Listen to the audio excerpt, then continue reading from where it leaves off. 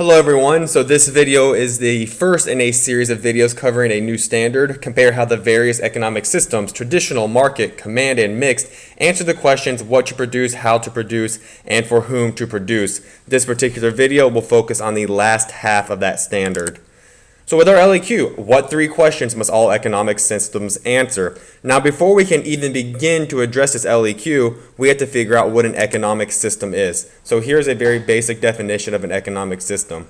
It is a way in which a nation uses its resources, that is, in economics we call that the factors of production, to satisfy its people's wants and needs. So here we have a nation, or even a business in some cases. How do we utilize the factors of production to satisfy its people's or its customers' wants and needs?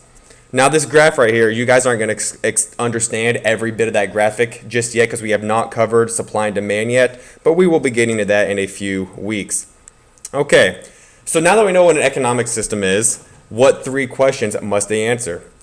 Every single economic system must answer these three questions. What to produce, how to produce it, and for whom to produce it. So what, how, and for whom. So we have a nation, we have a business, we have an individual, we have an entrepreneur, whatever it is, they're going to have a large economic system if it's a nation.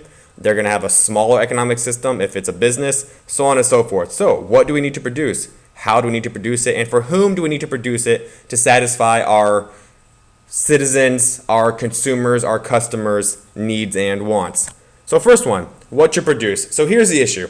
We live in a world of scarcity and trade-offs. Every choice society or business or individual makes has trade-offs and an opportunity cost. So in essence, if more or less of one particular item is produced, then more or less of something else will be produced. For instance, in class, we do the example between guns and butter quite often, especially when discussing trade-offs, opportunity cost, and PPCs. If the United States produces more guns, then the opportunity cost is that we'll be able to produce less butter. That is, they have decided what to produce. Now, once you decide, or a nation decides what to produce, they have to decide how to produce it. So, for instance, let's say there is the Ford factory in Detroit. They have to decide how do they want to produce the F-150s. So let's say they decide, okay, we need to produce more F-150s and less Mustangs. So how are we going to produce these F-150s? Are we going to invest in new capital? Are we going to hire new laborers? Are we going to outsource the manufacturing to China? There's many questions within that question that need to be answered. How should it be produced? And finally, for whom should it be produced? Once the first two questions have been answered, the type of economic system under which people live determines how the goods and services will be distributed among its members.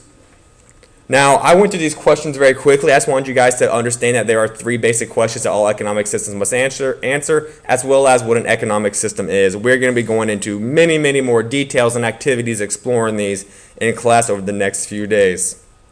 Okay, so our LEQ in review. What three basic questions must all economic systems answer? What to produce, how to produce it, and for whom to produce it.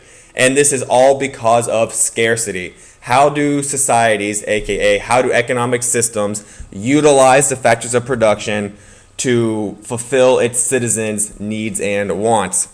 Okay, we are going to have some extra credit opportunity because I appreciate you guys watching this video. So the next quiz we have in class will have one single extra credit question. This extra credit question will be as follows. What is the meaning of life? There will be no answer choices. It'll be fill in the blank, if you will. And the correct answer is going to be 42. Now, some of you may already get that joke. If you do not get that joke, I would refer you to YouTube and type in Hitchhiker's Guide to the Galaxy meaning of life for the joke. It is funny. It is amusing. I would encourage you guys to watch it. So our next quiz we have in class, the answer to the extra credit is going to be 42. Now, in the next few homework videos, I am not going to be reviewing this at all. You guys are going to have to remember what the answer is. I'm not going to give any more tips, so please write this down in your notes. Next quiz, extra credit, the answer is 42. It's up to you guys to make sure that you remember to put this down on our next quiz. Thanks for watching this video. I'll see you all in class.